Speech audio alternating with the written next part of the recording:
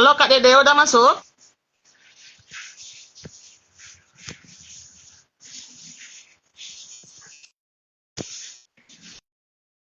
Belum ya? Oke, tidak. Kita coba lagi, kita coba lagi.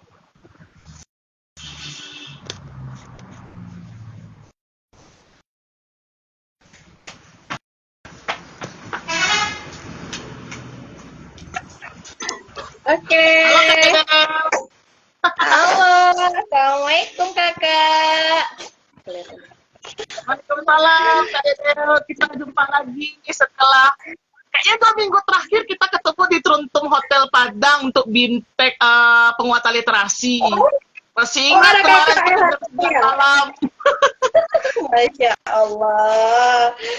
Sehat ya semua ya, keluarga besar RBHN. Alhamdulillah sehat, rumah baca Nagagari sehat semua. Gimana kabarnya Kak Dede? Alhamdulillah. Eh, Alhamdulillah. Alhamdulillah kabarnya sehat. Oh, Raymond gimana kabarnya? Aku sehat. Oh. Alhamdulillah. Waduh. Ya, alhamdulillah sehat. Terakhir kita ketemu waktu itu di materi tentang mendongeng juga di Hotel Truntum Padang yang batch 2. Kebetulan saya juga ikut tampil waktu itu ngasih tantangan siapa yang coba mau ke depan gitu.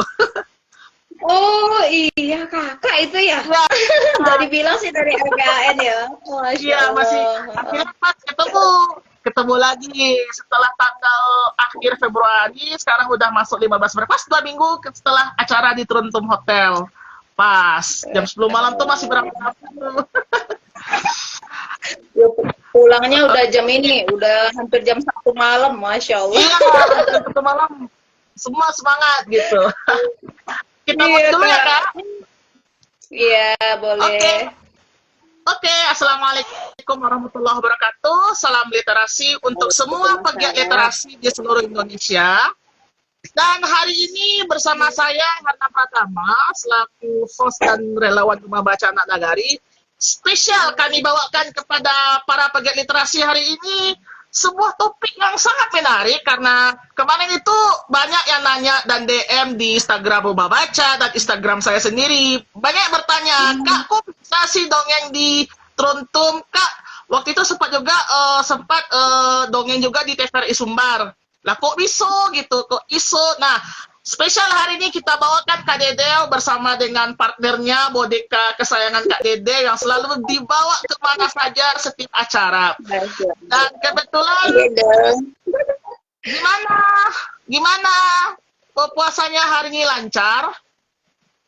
Aku puasa terus Oh, puasa terus dia. Puasa terus? karena aku kan nggak makan. Dia nggak makan, Kak, puasa terus. Oh, nggak Dia nggak sahur. makan, puasa terus. Puasa terus kalau puasa gimana? Nanti sakit perut. Enggak, aku kan boneka. Masya Allah. Oke, dan pertama hari ini kita akan bahas dunia storytelling atau kalau dalam istilah Indonesianya kita sebut dunia perdongengan. Nah, mungkin kita sudah tahu dan mungkin banyak dari orang tua kita dulu yang sebelum tidur sudah memperdengarkan cerita, mungkin cerita tentang Malin Kundang atau cerita tentang legenda-legenda yang lain. Nah, atau mungkin bisa jadi kisah-kisah para nabi atau kisah-kisah para rasul dan para sahabat. Mungkin banyak juga yang ingin bertanya juga nih dari kumpulan beberapa pertanyaan. Apa sih itu mendongeng dan apakah mendongeng sama dengan storytelling? Oh, ngomongin. Oh ya. Oke, Kak ada jawab ya. Iya, Kak. Jadi mendongeng storytelling itu bercerita. Nah, bercerita itu bisa tentang kisahnya, cerita yang sebenarnya terjadi maupun cerita imajinasi. Nah, jadi storytelling bagian salah satunya adalah mendongeng. Mendongeng ada berkisah, ada menceritakan sejarah juga gitu. Itu beda. Storytelling dalam bahasa Inggrisnya bercerita, kegiatan bercerita. Oke. Gitu. Oke, berarti storytelling ini adalah versi Inggrisnya dari mendongeng. Kalau di Indonesia mendongeng namanya, kalau di Inggris namanya storytelling. Nah, berbicara soal mendongeng gitu Kak, mendongeng. Kalau lebih pasnya nih, kapan anak anak diperkenalkan dengan dongeng? Sebagusnya dari umur berapa? Nah, kalau kita dari usia kandungan itu kita sudah bisa mengajak anak bercerita saja ya, ngelus perutnya gitu ya, udah bisa gitu. Nanti bentar ya. Nah, kalau di Minang pada usia anak sudah lahir ya sampai dia usia 3 tahun, kita punya tradisi manjujai anak. Manjujai itu bercerita lewat nyanyi-nyanyian sehingga anak mau makan, anak mau belajar jalan, nah itu ya. Dan sebenarnya pada usia batita itu anak sudah bisa kita ceritakan gitu. Dan cerita-cerita ringan saja. Dan pada usia sampai 4 tahun anak senang dengan cerita fabel ya, cerita-cerita binatang. Maka berceritalah tentang apa yang anak lihat setiap harinya. Dia lihat binatang kesayangannya kucing, dia lihat ayam ya. Makanya memang pada usia itu anak memang senang cerita-cerita tentang dunia binatang gitu Kak. Nah, pada usia berikutnya kita boleh menceritakan tentang cerita kepahlawanan ya, kemudian cerita tentang masa depan, nah, tiroh gitu. Jadi yang membedakannya nanti pada anak usia balita itu ya kita belum bisa memberikan materi-materi yang berat ya, yang ringan-ringan saja. Kalau mau tentang cerita tentang sejarah ya, Rasulullah punya kuda kesayangan, Rasulullah sayang pengemis gitu, Rasulullah pernah ketika sholat ada kucing yang tidur di sajadahnya, boleh cerita seperti itu. Belum bisa kita ceritakan tentang Rasulullah perang, para sahabat terhunus pedang berdarah adik-adik, belum bisa kita ceritakan yang ada unsur kekerasan kepada anak-anak gitu Kak. Oke, memang berarti dalam bercerita itu memang harus ada etikanya dan ada tata tertib sesuai usia gitu. Kita nggak sembarangan juga kita ngasih cerita yang dongeng atau cerita-cerita lain. Kita harus sesuaikan juga dengan usia. Nah, kalau kalau kita belajar juga nih mendongeng dalam Islam gitu, ada juga metode tarbiyah, salah satunya bercerita, bahwa Rasulullah itu suka bercerita. Nah, iya. Kalau Rasulullah memang ya, kalau di era sekarang, apakah masih relevan dongeng itu dibawakan kepada anak-anak atau bagaimana, Kak? Iya, masih. Iya, insya Allah kalau kita mendongeng ini tidak akan pupus ya dengan zaman ya, Kak ya. Apalagi sekarang, ayo kita rebut lagi hati anak-anak kita yang sudah direbut oleh gawai ya gitu. Kurangnya bonding orang tua kepada anak ya. Tidak hanya anak saja yang senang bikin diceritakan oleh orang tuanya, bahkan orang tua kita, jika kita punya orang tua sudah renta pun mereka pasti senang mendengar cerita kita gitu. Nah, maka ayo sekarang orang tua kita taruh dulu gawe kita berikan waktu 15 menit saja bercerita kepada anak, insya Allah bisa membangun bonding kita ya. Kita rebut lagi hati anak-anak kita dengan bercerita gitu. Alhamdulillah anak-anak saya sering bercerita ya pakai media buku gitu. Kalau saya pulang dari manapun, beliau akan bawa bukunya dan Umi ceritakan aku. Kecuali yang sudah besar 12 tahun, dia sudah bisa membaca sendiri, dia sudah asik dengan dunia sendiri, membaca sendiri ya, itu beda dengan si Ade ya. Ade udah 6 tahun ya, masih minta diceritain. Oke. Ini juga berbicara mengenai dongeng dan juga kita juga berbicara tentang hari yang juga berduka juga di Sumatera Barat, Kak. Mungkin kita sudah tahu bahwa Sumatera Barat juga terkena musibah banjir di beberapa kota, mungkin di Padang juga ada, di pesisir selatan. Nah, saya juga ingat pembicaraan Kak Dede dulu waktu kita di Hotel Tronton itu, kita berbicara mengenai mendongeng sebagai trauma healing, sebagai terapi untuk mengobati trauma, terutama anak-anak. Nah, apakah kita harus langsung aja atau kita ada prosedurnya dulu, Kak? Ya, jadi kalau kita sebagai pendongeng ya, kita itu bukan dokter dan bukan juga seorang psikolog, kita penghibur ya. Kalau kita terjadi suatu musibah ya, kita sebagai pendongeng belum bisa terjun nih pada 5 hari setelah kejadian itu, pasti anak-anak masih mencari orang tuanya atau mencari barang kesayangannya, melihat rumahnya gitu. Dan itu dibutuhkan bantuan seorang psikolog atau dokter. Nah, kita pendongeng, penghibur adalah bagian sekecil dari trauma healing, dan tentunya kita adalah sebagai pendamping psikososial anak gitu. Nah, di sana peran kita, dengan kita hadir di sana dan kita ajak anak bercerita, dan insya Allah itu kita bisa menghadirkan senyum kepada anak-anak yang kena penyintas musibah bencana alam gitu, Kak. Betul. Jadi memang Jadi pernah ya Kak kejadian waktu di Pasaman Barat itu ya, baru beberapa hari saya di Gempa, Kak Dew udah ditelepon, ini Kak Dew kami dari ini anak kami banyak yang trauma gitu.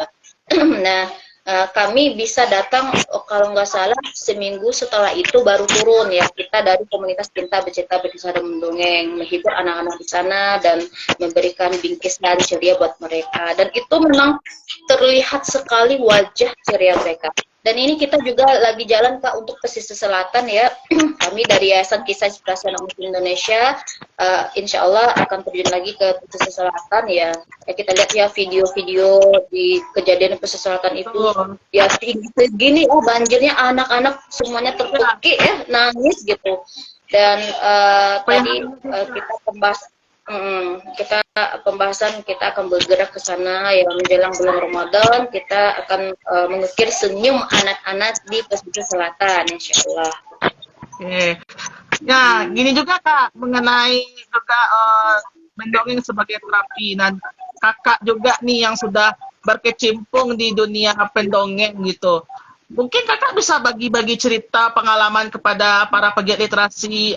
Awal mula Kakak suka dengan dongeng dan bagaimana Kakak bisa sampai ke titik ini itu bagaimana Kak? Oh ya. Jadi pengalamannya dari kecil ya, soalnya Kak Dewi itu bersaudara 2 orang, kedua-duanya putri ya. Jadi almarhum papa, beliau seorang pegawai negeri di Pengadilan Tinggi Sumbar, dan beliau juga seorang atlet karate, wasit nasional malah gitu. Nah, tapi beliau punya kebiasaan sesibuk apapun, beliau tetap mendongeng, bercerita, maupun mendongeng maupun berkisah kepada kami putri-putrinya gitu. Nah, dan beliau bercerita tidak hanya sebelum tidur ya, paling sering ya sebelum tidur, tapi sebelum tidur pun, misalnya dalam bulan Ramadan ini Kak Dew lagi belajar berpuasa. Nah, jam-jam detik mau berbuka itu kita udah lapar duluan karena tergoda dengan makanan yang ada dihidangkan oleh mama. Mama aku lapar gitu kan. Itu papa udah mulai cerita. Siko nak dalam bahasa Minang. Papa ada cerita. Sini papa ada cerita. 2 ekor anjing ya. 2 ekor anjing ya yang akan bertanding ya keesokan harinya. 1 anjing berwarna putih, 1 hitam. 1 boleh makan tapi tidak boleh tidur. 1 boleh tidur tapi tidak boleh makan. Kira-kira nanti anjing mana ya yang menang kalau esok harinya bertanding ya? Kami semua menjawab ya, putri-putrinya, anjing yang boleh makan gitu. Nah, di sana papa cerita tidak, yang menang itu adalah anjing yang boleh tidur tapi tidak boleh makan. Kayak gitu orang berpuasa, tidak ada orang yang mati karena berpuasa gitu. Bahkan tidurnya orang berpuasa itu pun ibadah gitu. Nah, sejak itu sampai sekarang kalau anak saya drama ya, anaknya Kak De drama mau berbuka puasa, kita kasih cerita-cerita seperti itu juga gitu. Jadi itu cerita turun temurun Kak. Nah, kayak gitu.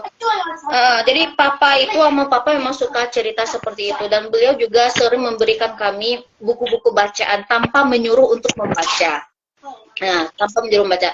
Misal beliau pulang dari mana, nah beliau beli majalah, taruh di meja gitu. Kami aja yang ambil. Kami aja. Sampai waktu SMP ya, saya pernah baca tabloid-tabloid yang ramalan bintang, penuh dengan cerita-cerita artis ya gitu. Oh, Pak, adik beli ini Pak. Dilihat sama papa, kata, oh ini nih bacaan favorit adik. Iya, teman-teman banyak baca ini tuh. Kayak esok harinya papa itu beli buku banyak ya, buku-buku saku kecil Aaging, dan salah satunya juga majalah Anida. Nah, itu pertama kali Kak Dew baca majalah yang berbau Islam ya. selain hidayah ya, yang tentang alam kubur ya. Ya. Nah, itu ditaruh di atas meja saja sama papa gitu. Dan beliau cara menasihatinya memang lewat cerita. Nah, contohnya lagi misalnya anak-anaknya diminta ada pesta di rumahnya Kak Dewi, itu ada pesta keluarga. Nah, jadi papa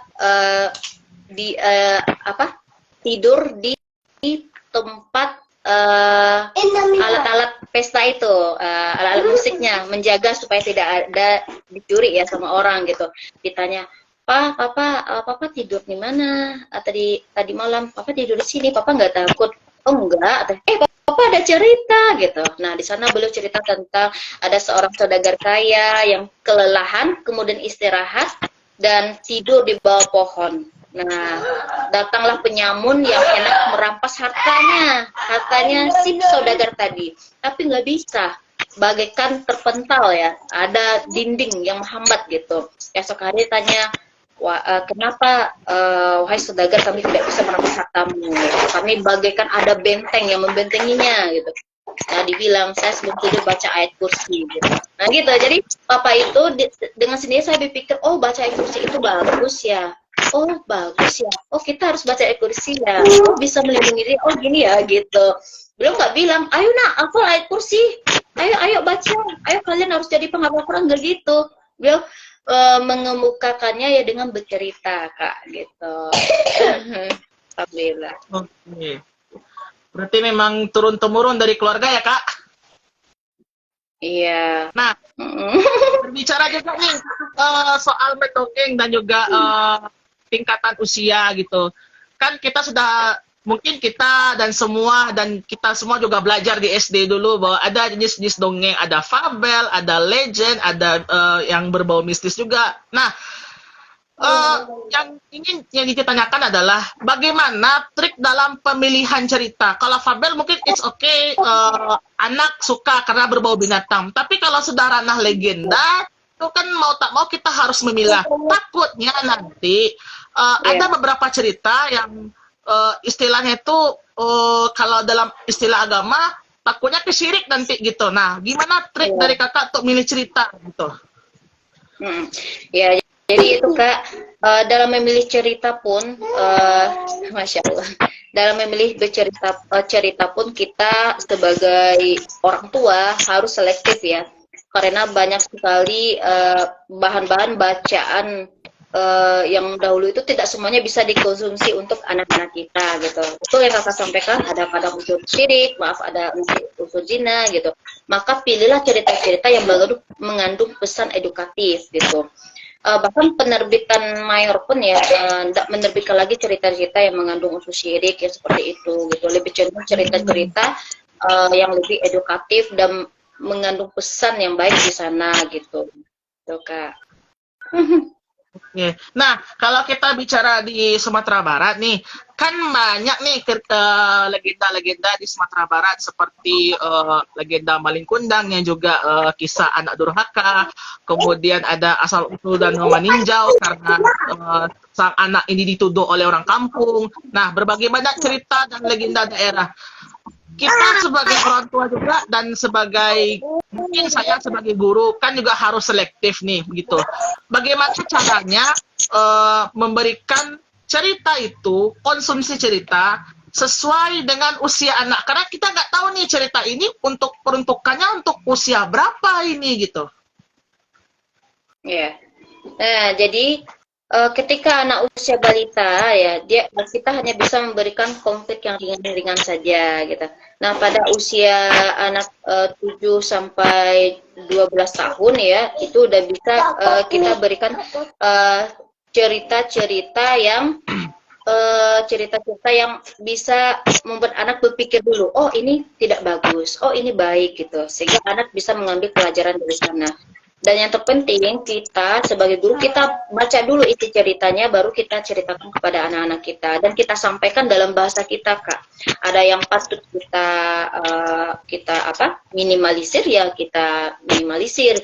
Contohnya cerita tentang Maling Kundang ya. Maling Kundang yang ibunya mengutuk anaknya sehingga menjadi batu ya. Mungkin kita bisa ubah ya, eh, Ibu Malin Kundang berdoa gitu. Ya Allah, ampunilah anakku, ya Allah atau apa gitu ya. Tapi Allah tetap memberikan si Malin Kundang menjadi batu gitu.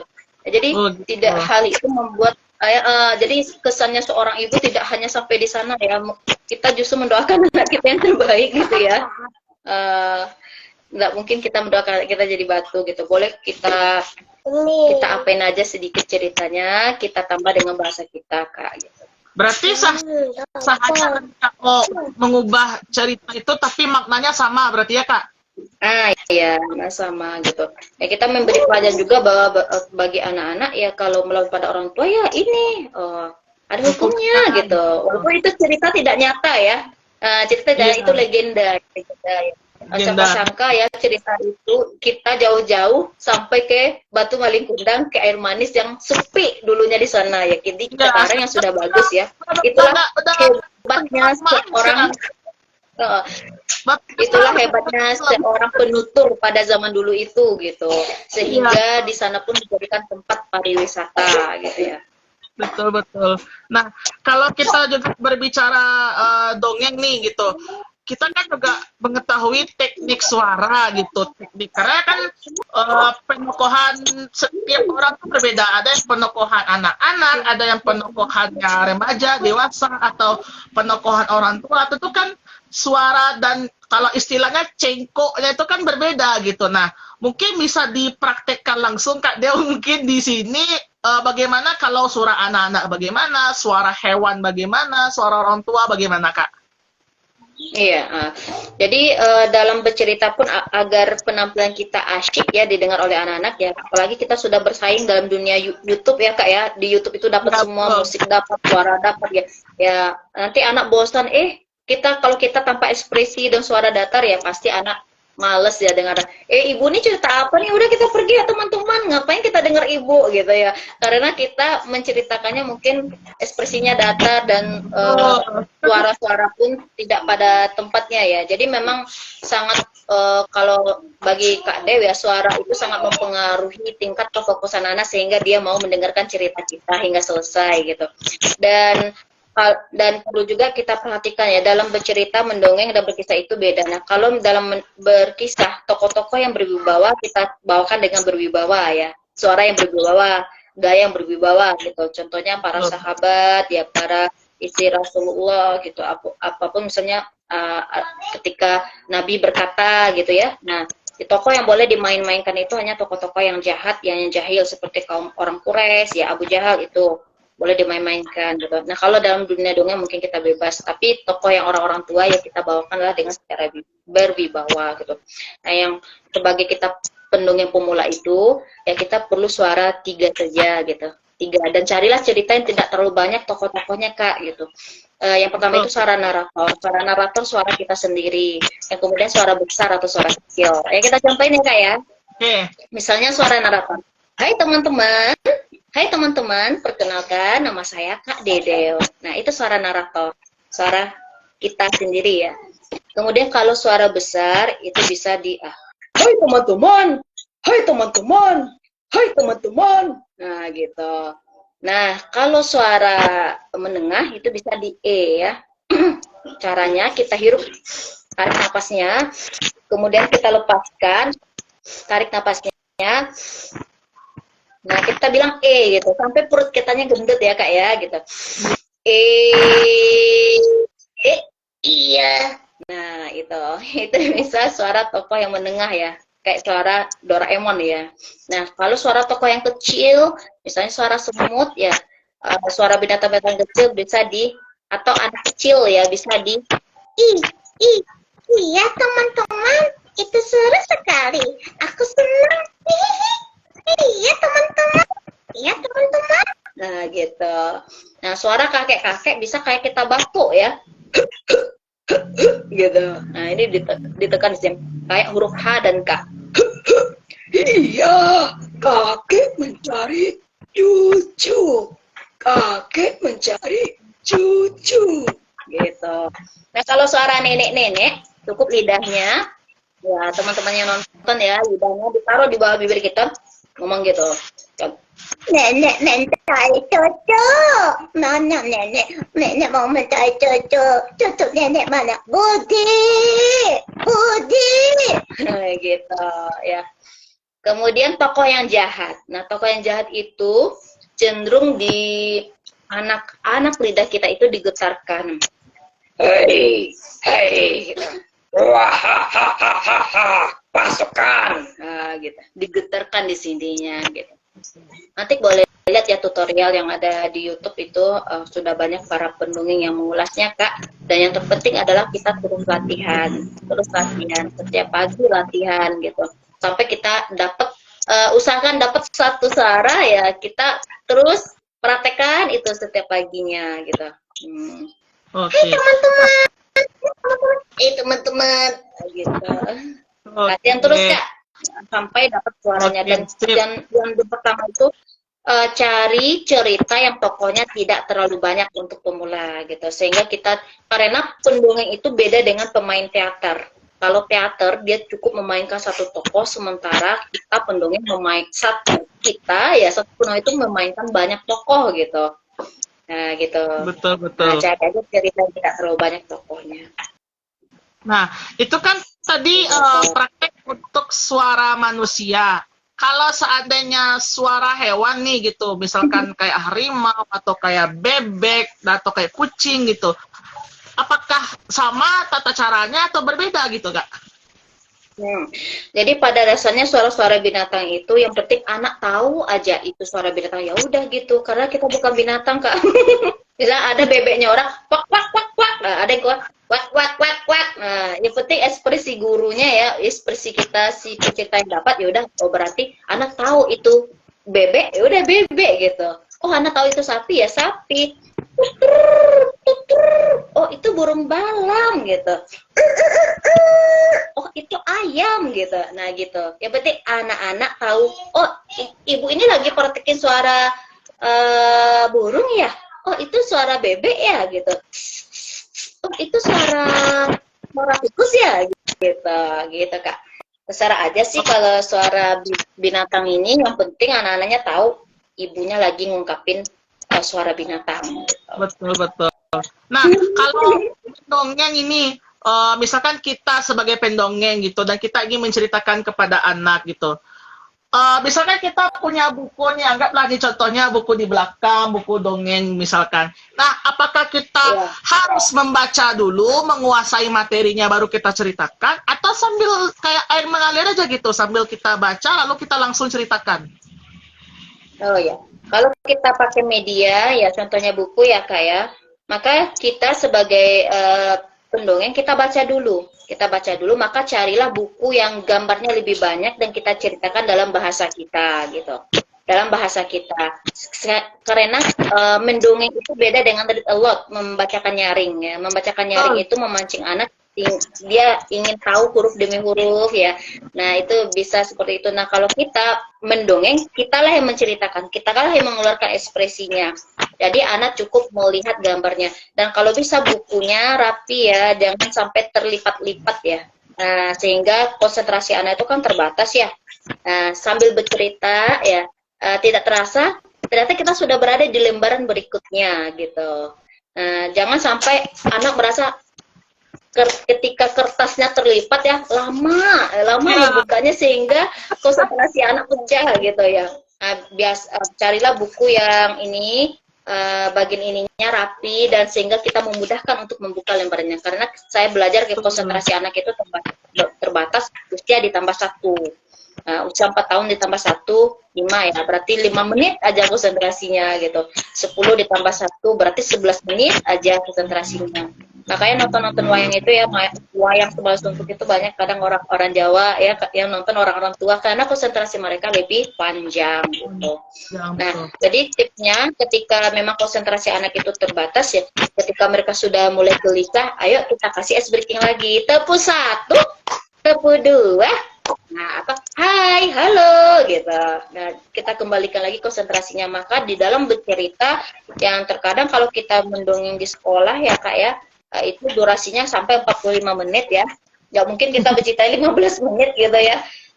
mengamankan anak-anak aja udah habis gitu, kadang 10 menit gitu kan ice breaking-nya gitu.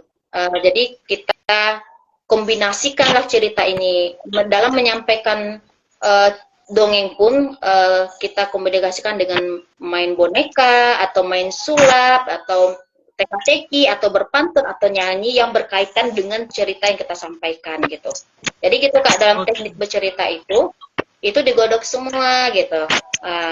Kita bebas mengekspresikan diri, media apapun kita pakai boleh gitu. Nah kalau pakai wayang ya Kak ya, usahakan wayangnya itu sudah kita kasih nomor urutannya sehingga kita tidak mencari nomor berapa lagi nih wayangnya gitu. Kalau perlu ada yang tancapannya gitu. Juga pernah nih pengalaman juga dulu kan waktu tugas bahasa Indonesia dulu di SMP, pernah tuh guru tuh coba praktek bercerita ke depan, praktek mendongeng. Kebetulan saya pakai wayang itu wayang kertas pakai kalau istilah tusuk bakso, jadi kasih kertas gitu. Coba nggak kasih nomor, cerita paling kuno ini gitu. Pas nyari mana kapal mana nih, pusing gitu. Akhirnya itulah setelah itu belajar juga kan bahwa harusnya ada kode-kode khususnya gitu. Kapal misalkan nomor berapa, Ibu Malin nomor berapa, Malin nomor berapa, istrinya Malin nomor berapa. Nah, kalau seandainya nih Kak Dedeo berbicara juga mengenai media. Nah, kalau Kak Dedeo sendiri kan selama ini memakai boneka nih sebagai alat media. Nah, kalau untuk boneka itu bagaimana teknisnya gitu? Boneka tangan itu bagaimana cara memainkannya? Kalau boneka tangan ya kita mainkan, buatlah dia seakan-akan hidup ya, rada-rada hidup. Nah, kalau ini namanya boneka cablak ya kayak yang Doraemon ini.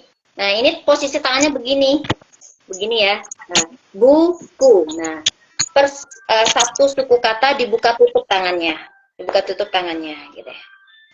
Oke, misal buku. Nah, gitu. Buku ya. Buku. Nah, gitu. Dan usahakan kita selalu ada interaksi dengan bonekanya. Gitu, Kak. Ya, Rema? Iya, Kakak. Oke. Kadang kalau ada media itu kan lebih asik gitu. Kalau seandainya juga nih, kan misalkan dalam sebuah cerita itu durasinya contoh nih, misalkan lama gitu. Nah, Kak Dede juga memberikan gambaran bahwa setiap anak itu berbeda juga fokusnya, tergantung jumlah usia ditambah 1, dan kakak sudah kasih ice breaking. Nah, misalkan nih, ini kasus terburuknya ini contoh. Misalkan nih anak udah benar-benar jenuh, boring, dan apa ya, kok bosan kali gitu. Nah, apakah kita boleh pancing-pancing nih, misalkan dengan yuk fokus, kalau berhasil menjawab pertanyaan dapat hadiah nih ya. Apakah boleh seperti itu Kak Dede untuk memancing kembali fokus anak yang udah terlalu boring sekali gitu? Boleh.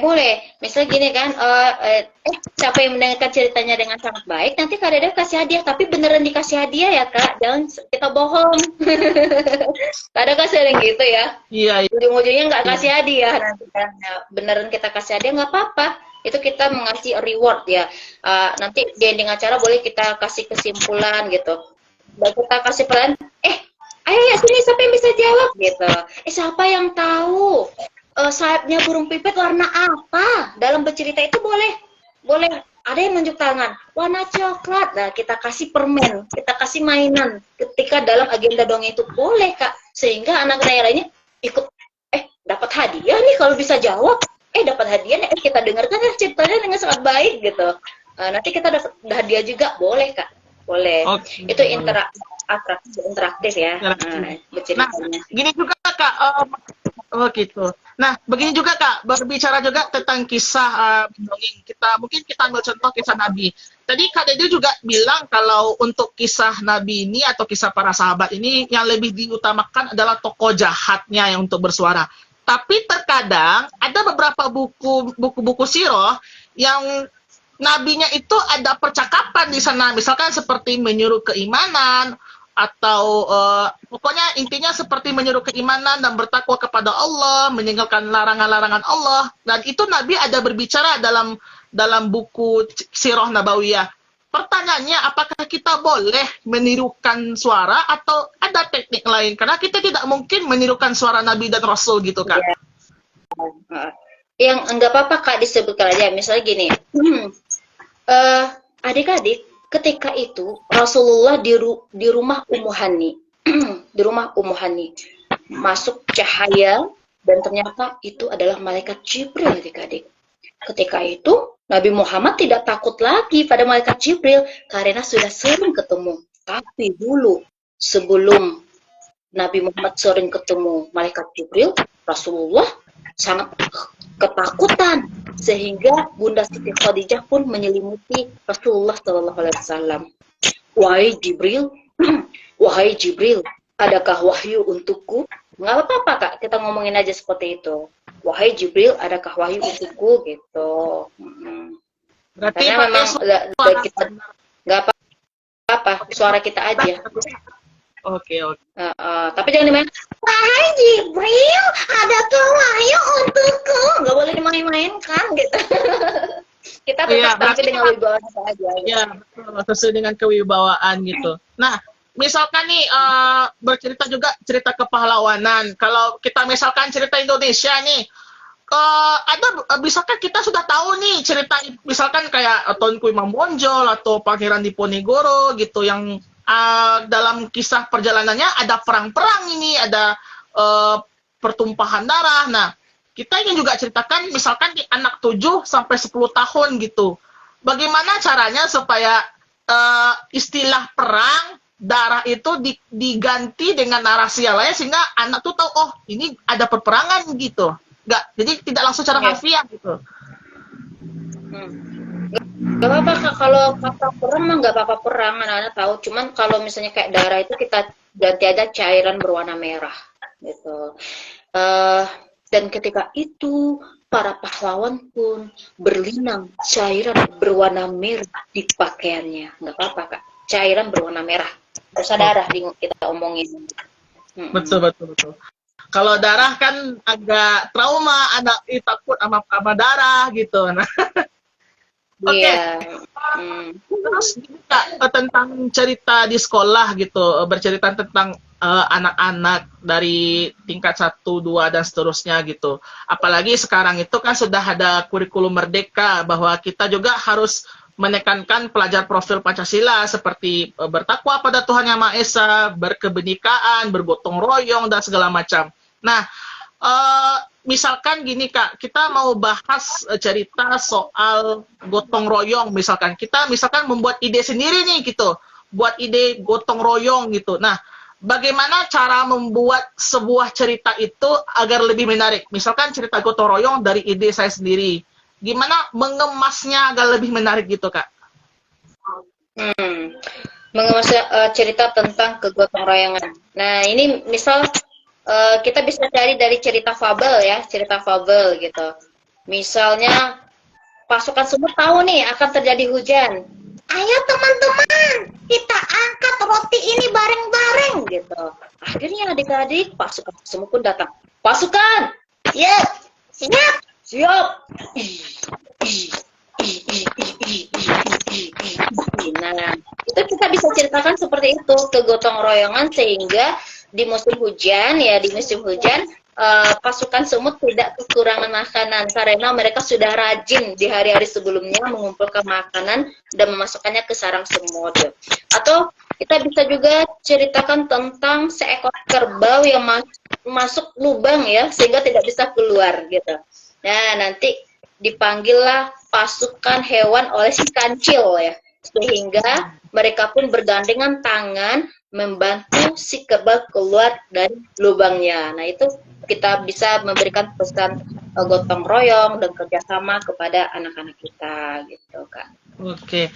Nah, ini tips juga nih, boleh Kak Deo berbagi untuk para pendengar dimanapun dan para penonton, dan juga ini kumpulan pertanyaan yang cukup banyak di DM Instagram Rumah Baca atau Instagram saya gitu, atau WA saya. Kak, gimana cara mendongeng gitu? Apakah mendongeng itu berat? Apakah mendongeng itu harus baca buku full? Apakah bagaimana gitu? Nah, ada nggak tips dari Kak Del supaya mengemas dongeng dan kita juga membawakan dengan nyaman gitu? Iya. Nah, jadi ini ada beberapa yang harus kita persiapkan, yaitu siapkan dulu ceritanya. Nah, ada beberapa jurus mengasihkan ya dalam bercerita. Yang pertama itu kita siapkan ceritanya. Nah, cari cerita yang rasanya bisa sesuai dengan usia anak. Nah, kalau kita sudah cari ceritanya, nanti kita praktekkan ya. Jangan langsung pas ketemu anak langsung dipraktekkan, enggak. Tapi kita udah latihan sebelum harinya, Kak. Nah, kemudian berikan karakter wajah yang asyik pada setiap tokoh-tokoh yang kita sampaikan ya. Nah, saat marah, saat tersenyum, saat gembira, saat sedih. Nah, pendongeng ya kita perlu mengeluarkan ekspresi kita. Kemudian bahasa tubuh yang asyik ya. Bahasa tubuh body language kita itu juga harus kita keluarkan ya. Saat menolak, saat berlari, saat menari gitu, saat terjatuh. Nah, itu penting gitu.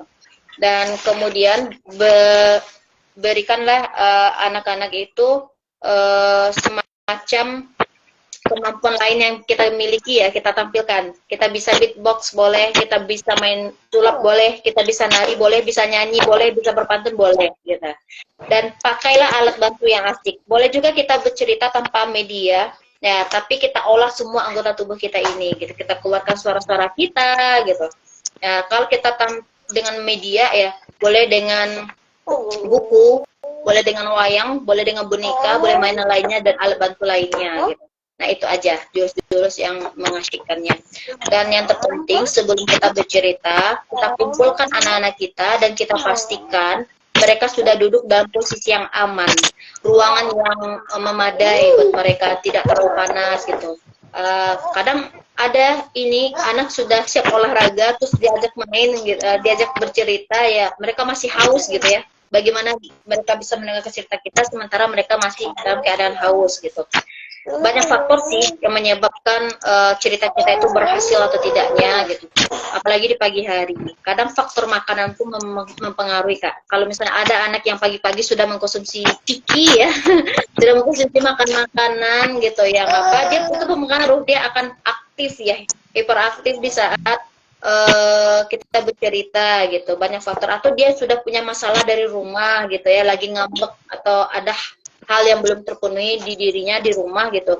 Jadi pas kita bercerita mereka tidak konsentrasi lagi. Nah, ini perlu kerjasama dengan di tempat yang kita kerjasama ini. Misalnya mungkin ada guru yang mendampingi gitu, mengajak anak itu untuk keluar dulu sementara dari ruangan itu, atau membawanya, mendampinginya duduk di belakang gitu. Itu perlu pendampingan gitu. Dan kita pastikan sebelum bercerita berikan ice breaking, jangan langsung bercerita, dan kita bangun dulu ikatan hati kita dengan anak-anak pesertanya, baru kita bercerita gitu. Kalau udah dapat rasanya sudah klik dan mereka sudah terdiam dan mereka sudah terplongo terpana dengan kita, barulah kita mulai bercerita gitu, Kak. Nah, pertanyaan selanjutnya nih, mungkin menyangkut juga komentar Kak Dede waktu saya di Truntum kemarin. Jadi Kak Dede pernah bilang bahwa dalam mendongeng harus nafas gitu, mengatur nafas dalam mendongeng. Nah, bagaimana teknik pengaturan nafas dalam mendongeng? Apakah sama pengaturan nafas dengan orang menyanyi, dengan orang upacara bendera segala macam? Iya. Ya, jadi gini, kalau kita bercerita pakai mic ya, pakai mikrofon ya, kita harus atur gimana mic itu tidak terdengar saat kita gitu. Jadi kasihan juga penontonnya jadinya sesak melihat kita, justru kasihan, wah kasihan nih pendongengnya sesak napasnya gitu ya. Nah, untuk teknik ini memang kita memang perlu jam terbang ya, Kak ya. Seiring latihan itu dengan sendiri nanti berkurang gitu. Biasanya saya pengalaman juga gitu. Kemudian sering latihan setiap subuh ya, tarik napas, keluarkan suara-suara, kemudian bercerita di cermin gitu ya. Nah, itu juga penting gitu. Jadi nggak terdengar kita tergesa-gesa dan terdengar desahan napasnya itu suara ya, sesak penting sekali ya. Sampai-sampai nanti orang kasih kita minum ya, duduk kasih minum gitu ya. Iya. Ya itu, Kak, yang perlu ya. Karena itu cukup mengganggu ya kalau kita terdengar agak bising gitu. Iya. Walaupun Walaupun misalnya juga suara-suara kita sudah bagus ya, penampilan kita sudah oke, tapi suara sesak napasnya terdengar itu tetap mengurangi penampilan gitu. betul. Memang kalau suara udah keluar suara napas-napas sesak, tuh berarti ada yang salah gitu dalam pernapasan napas kita begitu. Ya diginiin aja nih dulu, tarik apa sehingga ada terdengar semua orang sampai di belakang ya. Itu agak flashback juga sih gitu kan. Tapi kemarin itu yang waktu di Bintek kemarin itu sama positif juga ibu-ibunya gitu. Sampai ada bilang bagi-bagi juga lah ilmunya gitu kan ke sini atau mendongeng ke sini gitu kan. Tapi itu kan butuh jam terbang juga, jam terbang yang sangat cukup lama, harus sering-sering latihan gitu. Nah, kalau Iya, Kak Del sendiri ini pengalaman mendongeng. Kalau tadi udah bercerita pengalaman asal semula Kak Dede mendongeng dari turunan orang tua. Sekarang nih pengalaman Kak Dede udah ke wilayah mana aja nih? Apakah sudah di Sumbar saja atau Kak Dede pernah ke daerah lain mendongeng gitu? iya, alhamdulillah. Nah, jadi apa? Saya turun jadi pendongeng profesional itu sejak 2015. 2015 sebelumnya saya hanya bercerita untuk anak-anak saya saja gitu. 2015 alhamdulillah sudah pernah mendongeng di Lampung ya. Di Riau ya, sampai itu kami ke Bengkalis ya, naik kapal Roro ya kalau nggak salah namanya, kapal Roro. Di Bogor, di Makassar ya, alhamdulillah Kak. Ya, alhamdulillah udah dulu ya, jam terbangnya sudah wow gitu. Tapi Kak dalam sepengalaman dengan doa bersama. seorang, iya. Tapi nih Kak Deo, dalam pengalaman Kak sebagai seorang pendongeng, ada suka dukanya nggak sebagai seorang pendongeng profesional Kak? Oh ada. Nah kendala saya sekarang itu ini, misalnya gini, jam terbang kita, jadwal kita lagi banyak ya, jadwal banyak. Terus kebetulan pas hari itu kita sakit gitu loh. Nah kita udah jaga kesehatan kita, jaga pola makan kita. Kadang Allah kita sakit ya. Kadang saya kewalahan cari pendongeng pengganti. Gitu. Jadi PR saya sekarang itu mengkader para pendongeng itu. Dan kalau untuk kendala-kendala di lapangan, rasanya yang ada cerita-cerita yang bahagia saja ya Kak. Karena yang kita hadapi ini adalah makhluk hidup, anak-anak yang unik, anak-anak yang luar biasa, sehingga kita selalu justru ketika mereka tertawa, kita pulang itu serasa mendapatkan suatu hadiah juga bagi kita gitu ya. Paling perjalanan itu lelah karena kalau kita kerja sama dengan beberapa lembaga itu kadang sehari itu 4 titik ya, 4 titik, 5 titik gitu. Jadi berangkat pagi ya pulang udah malam ya. Kadang kita nginep juga gitu. Dan pesan dari guru saya, kita itu ibarat seorang dokter ya. Ketika kita diminta untuk suatu daerah, apalagi dalam suatu daerah bencana ya, kita ada yang butuh bantuan kita ya, berarti kita harus siap apapun dan kondisi apapun gitu. Misalnya kalau di tempat tidak ada mikrofon ya, kadang-kadang tidak ada mikrofon ya, kita harus siap di situ. Nah, pil pahit itu harus kita telan sebagai pendongeng. Pil pahit itu harus kita telan gitu. Misalnya terlambat tiba-tiba macet di jalan, nah itu kita harus bisa mengkondisikan jauh-jauh hari agar kita tidak terlambat gitu. Nah saya sejak bekerja di manajemen dongeng ini saya belajar bagaimana menghargai waktu ya. Karena tadi konsentrasi anak itu terbatas. Kak Dedeu, ini anak-anak kami sudah siap. Berarti saya harus selesaikan cepat di titik yang satu untuk pergi ke titik yang kedua, lokasi yang kedua gitu. Nah itu yang harus kita jaga. Nah makanya ketika ada saat-saat tertentu, misalnya saya sakit, saya tetap usahakan pergi nih Kak, tetap usahakan pergi gitu. Karena saya melihat ada ratusan anak yang sudah menunggu saya gitu. Kecuali jauh-jauh hari saya sudah tahu kondisi saya, maka saya menghubungi beberapa teman yang bisa saya percayakan. Kayak saya kemarin pergi ke Lampung, banyak yang minta buat tarhib Ramadan ya. Tarhib Ramadan itu ada beberapa lembaga dan itu bisa saya kondisikan karena permintaannya jauh-jauh hari. Nah, saya kondisikan untuk teman saya, beberapa teman saya, sehingga kegiatan bisa berjalan lancar dan sekolah yang kita kerjasamai tetap bisa merasakan fasilitas jasa pendongengnya gitu Kak. Berarti ada suka ada dukanya, cukup Iya. kompleks semuanya gitu. Tapi Iya. Kak, Nah, ada tapi juga saya yang suka bertanya. Kak, pada setiap daerah itu kan punya dialek bicara bahasa Betul, sendiri-sendiri ya, betul. gitu kan. Kalau kayak di Bengkalis itu udah kayak negeri Ipin Upin ya. Mereka ngomongnya udah dekat ke Malaysia gitu. Nah, kalau sampai di Makassar beda lagi. Nah, saya juga nih, kan saya nih lidah saya masih Minang ya. Saya Iya, kadang mau nguji diri saya mampu nggak orang ini dengar bahasa bahasa saya gitu. Ternyata mereka bisa paham kok Minang. gitu. Saya ingat Kak Ucan, Ucan itu dia pendongeng Jawa Timur, dia bilang eh, dia masih medok ya, Jawanya masih masih apa, dia pendongeng nasional tapi masih bapak dialeknya itu masih medok bahasa Jawanya. Tapi Sendok dan itu mama khas gitu. satu, itu ada, iya, ciri khas kita harus menghargai perbedaan ya. Itu ada keragaman eh, budaya kita ya, bahasa daerah budaya itu harus kita hargai gitu ya. Nah, saya ternyata anak ini nangkep kok. Paling itu dulu pernah saya tampil di Bogor ya, kue koja.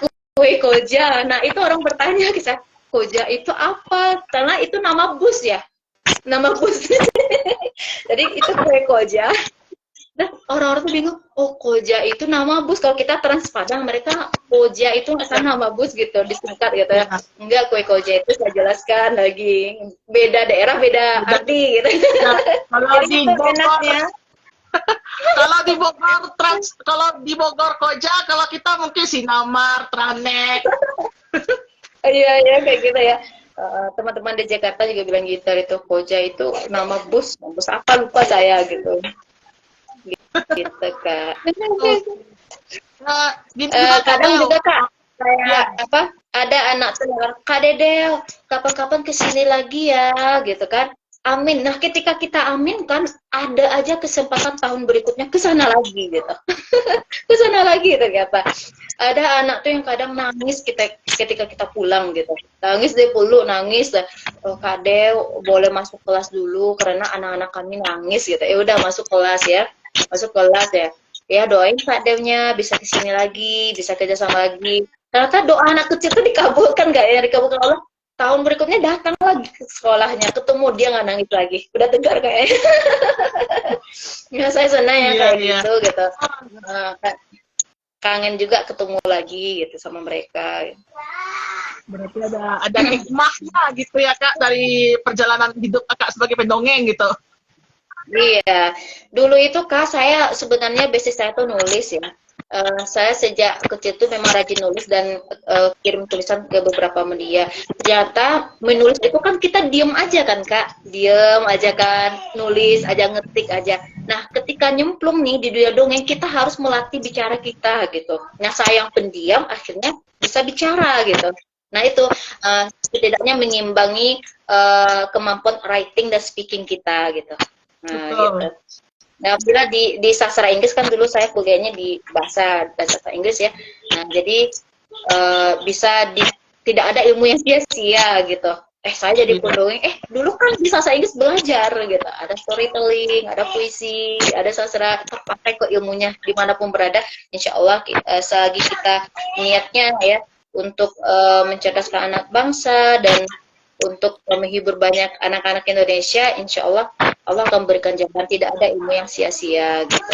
Jadi orang bilang, Kak Dede nggak daftar PNS, ini enggak ya, karena kita ini pekerja kreatif ya, pekerja Iya. kreatif yang entahlah kalau ke depan Allah menakdirkan gitu ya. Tapi saya Iya. memang punya ada target sampai 40 lah, yang roadshow begini, mana tahu suatu saat saya bisa bikin semacam rumah bakat ya, sehingga anak-anak yang datang ke sana yang belajar dongeng, yang kita bisa ngisi hari-harinya di sana gitu.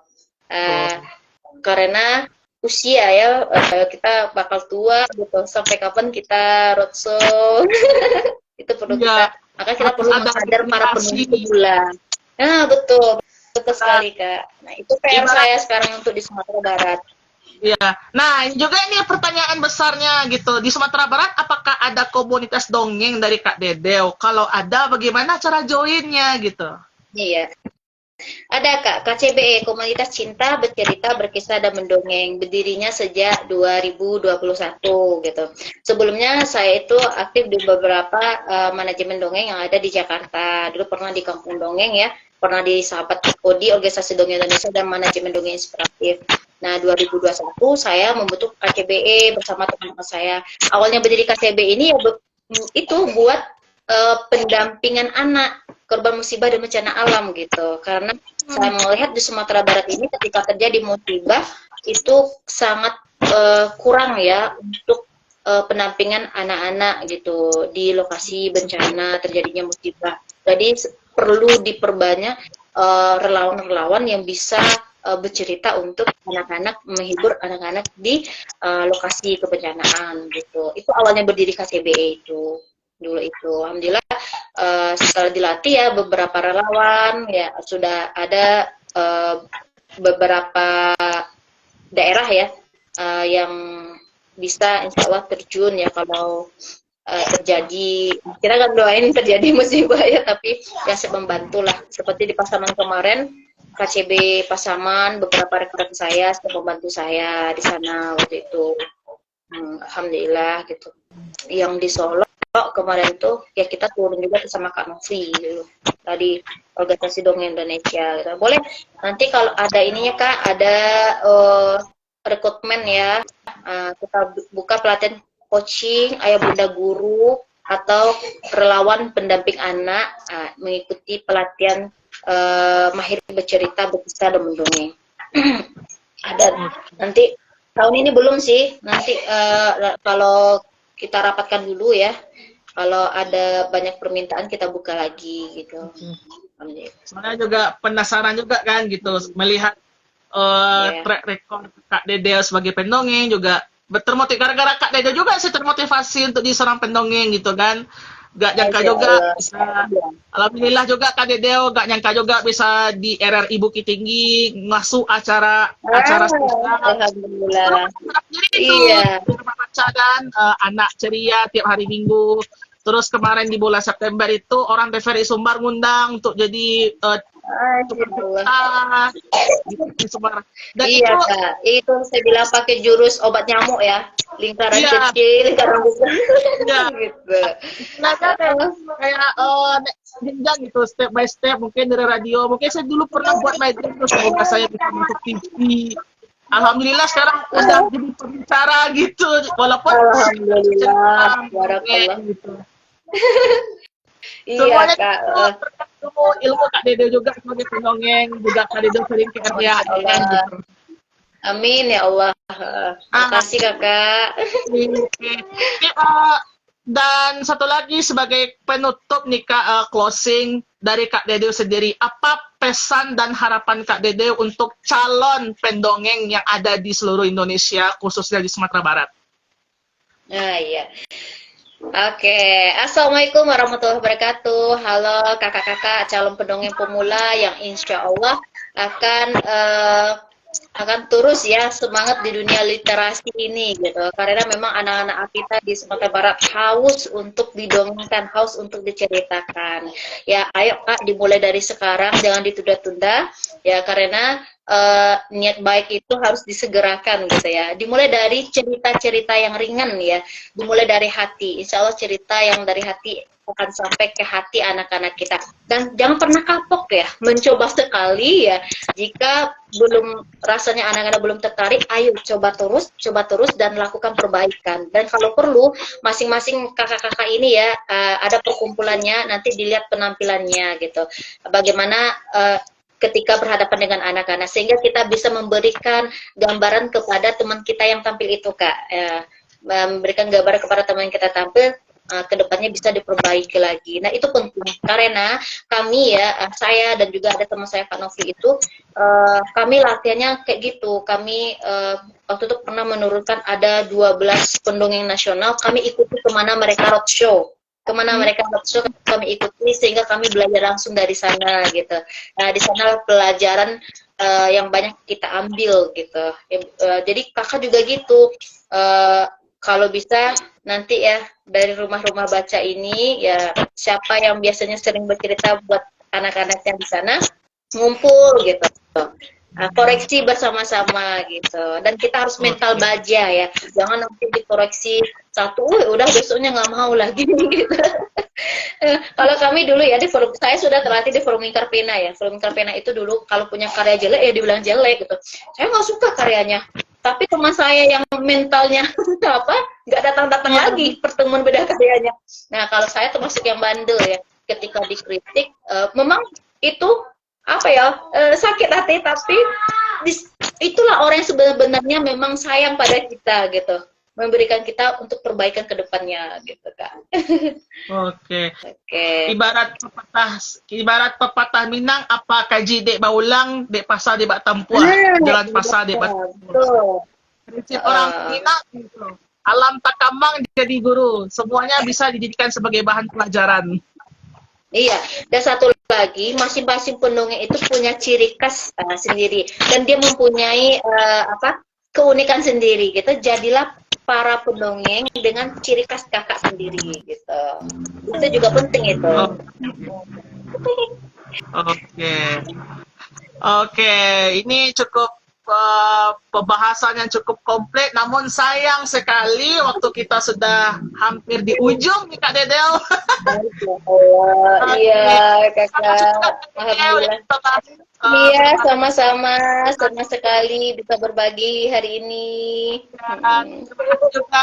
Dan kami ucapkan selamat juga berbuka puasa nanti. Orange, selamat berbuka puasa nanti. Iya, selamat berbuka puasa ya, Kak. Iya. Oke.